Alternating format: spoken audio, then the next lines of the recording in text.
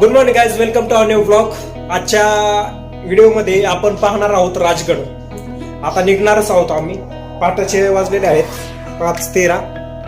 उलट दिसत असेल सेल्फी मध्ये रेकॉर्डिंग केलेले आहे. चला तर मग निघूयात. टिफिन वगैरे पॅकिंग झालेलीच आहे. निघण्याची तयारी झाली ना.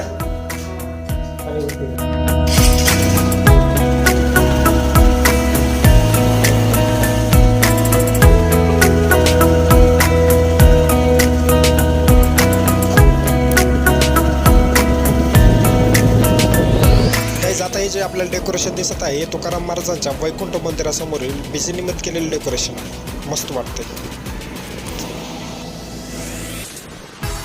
गाईज. आता आपण ज्या हायवेने जात आहोत तो आहे Pune Mumbai bypass highway.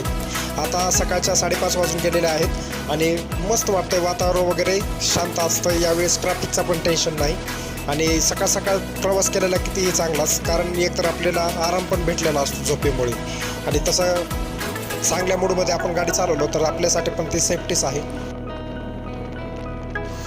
Guys, कालच्या वातावरणानुसार असं मला वाटलं की आता काय थंड वगैरे वाजणार नाही गाडीवरती. सकाळी जरी असलं तरी चांगलं वाटेल, फ्रेश वाटेल आणि एवढं थंडीचं प्रमाण नसेल म्हणून मी जर्किंगसुद्धा घातलं नाही.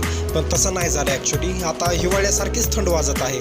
आता असं वाटतंय की जर्किंग घेऊन आलो असतं तर बरं झालं असतं. आता सकाळी पाहिलं तर इथं तर आता इतकी थंडी आहे आणि थोड्या वेळानंतर जर सूर्य उगवला तर त्यानंतर गरमी होईल.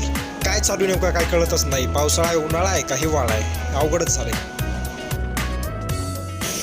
गाईज, आता आम्ही पोहोचलेलो आहोत खडकवासला धरणाच्या जवळ. इथं थोडंसं फोटोशूट केला. थोडंसं या पॉईंट चालून घेऊ आणि पुढे निघू. काहीच वेळामध्ये आता थोडंसं अंतर राहिलेलं आहे. थोडंसं म्हणजे बरंच आहे अजून. मग झालंच असेल. पोहोचू आपण लवकरच राजगडवरती. चला तर मग निघूया. ऊन व्हायच्या अगोदर तिथं गेले म्हणजे ट्रेकिंगला थोडीशी मजा येईल.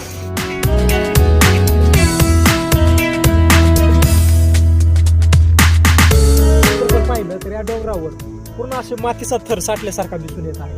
तो पहा. थोडं फोटोशूट करून घेतला आहे पॉइंटला आम्ही या इंस्टाग्रामसाठी. आमच्या इंस्टाग्राम पेजला नक्की फॉलो करा.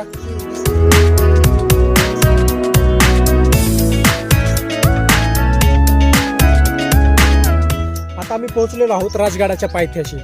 आता मी जे तो उभारलेलो आहे तो आहे खंडोबा माळ. इथे लिहिलेलं पण आहे आणि डायरेक्शनवर पण दाखवत होतं की हा खंडोबा माळ आहे. आणि माझ्या पाठीमागं जो तो दिसत आहे तो आहे तोरणा किल्ला. आता आपण ट्रेकिंगला इथूनच चालू करू. हा पाली दरवाजाकडे जाण्याचा मार्ग आहे. असा जंगलातून आहे ट्रेकिंगची सुरुवात. वर गेल्यावर थोड्या काही अंतरानंतर पायऱ्या लागतील आपल्याला चालण्यासाठी. चला तर मग निघूयात. आता आम्हाला पोहोचायला वेळ झाला 9 वाजलेले आहेत. ट्रेकिंगला आता समजा आता आम्ही 9 वाजता चालू करू तर किल्ल्यावर किती वाजता पोहोचतो पाहू आपण. जिथून आपण ट्रेकिंग करतो चांगली गोष्ट आहे एक की तिथे ऊन नाही, त्यामुळं मस्त वाटतंय. असं जंगलातून ट्रेकिंग केल्यासारखं वाटत आहे. ऍक्च्युली जंगलच आहे.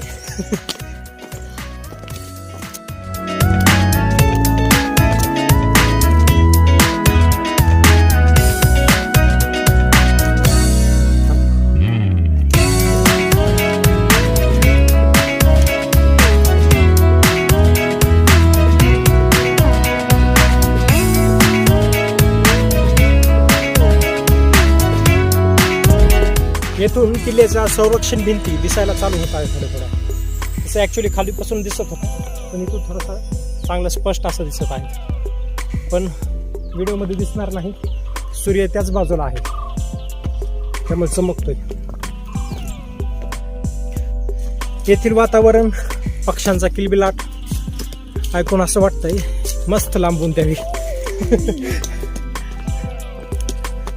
उन्हाळा आहे असं वाटतच नाही. इतकी सावली आहे इथं आणि थंड वातावरण झालेलं आहे जसं की दिवाळी पिरियडमध्ये असतं. घनदाट सावली आहे ना त्यामुळं.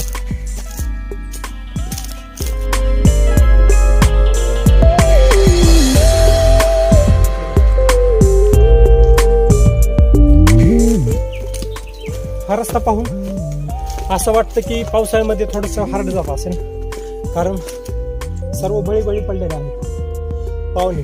याच्यावरून असा अंदाज आपण लावू शकतो की पाऊस किती होत असेल इकडं. खूप पाऊस होतो की पाऊस वाहून तर इकडं खड्डा पडला इथला. ते इमॅजिन कर ज्यावेळेस तिथे पाऊस चालू असेल ना त्यावेळेस किती पाण्याचा झरा वाहत असेल. त्यावेळेस मस्त वाटत असेल. पण जात कुठून असेल इथून वरून जायचं, इथून खालून पाणी व्हावं.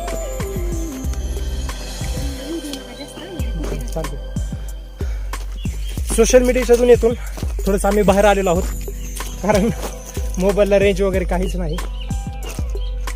हा शॉर्टकट आहे आणि हा लॉंग कट आहे. शॉर्टकट नसर तू तिकडून इकडून येत कोणाचं ओके होतं बघू. पळू नको घसरशील. पळतो गपचूप.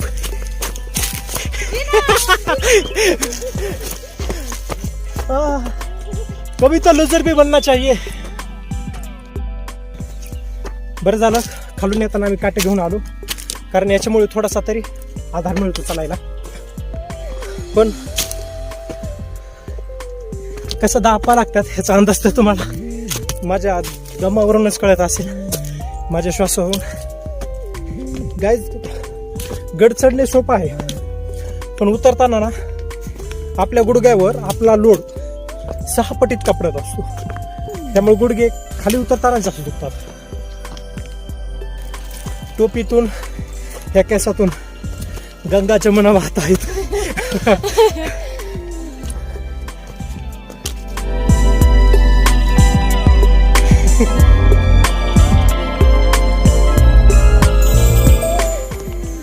आमच्या मोबाईलची चार्जिंग थोडीशी डाऊन झाली त्यामुळे थोडंसं मनाला चिंता वाटत होती की पूर्ण किल्ल्याची शूटिंग घेणे होते की नाही. पण ट्रेक चालू असताना येथील गावकरी होते, आताच खाली गेले. आय थिंक सफाई कर्मचारी किंवा कोणतरी असतील, त्यांच्या हातात झाडू होता म्हणून म्हणतो. त्यांनी सांगितलं की वरती पद्मावती मंदिरामध्ये चार्जिंगची सोय होऊ शकते. थोडासा मनाला दिलासा भेटला.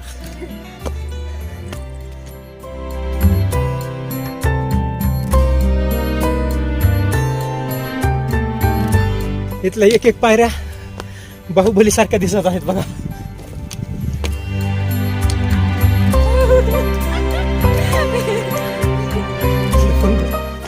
इथं आल्यावर थोडंसं बरं वाटलं कारण समोर पाली दरवाजा दिसतोय, किल्ल्याचे मुख्य प्रवेशद्वार. आता मी जिथे उभारलेलो आहे माझ्या पाठीमागे जो दिसतोय तो म्हणजे पाली दरवाजा. ही किल्ल्याचे मुख्य प्रवेशद्वार. येथे पाहून दरवाजाची पडझड झाली काही जास्त दिसत नाही.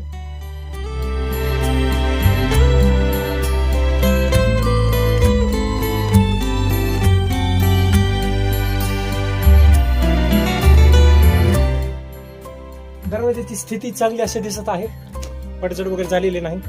फक्त मेन गेट जे आहे लाकडी तेच फक्त नवीन बनवलेलं दिसते.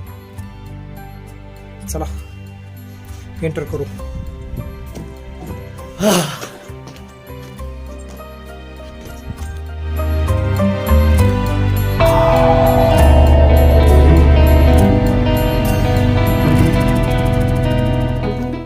किल्ल्यामध्ये प्रवेश केल्यावर थोडंसं बरं वाटलं. चला आता पूर्ण किल्ला पाहू आपण. बांधकाम वगैरे पूर्वीचं कसं मस्त. हे बंदुकीनं मारा करण्यासाठी. आता आपण जे पाहत आहोत ते आहे पद्मावती मंदिर.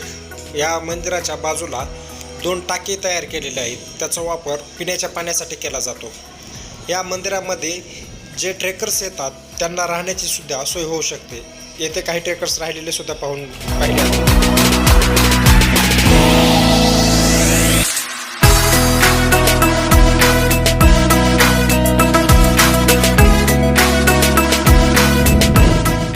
पद्मावती मंदिराच्या समोरील बाजूस एक दीपमाळ सुद्धा आपल्याला पाहायला मिळते.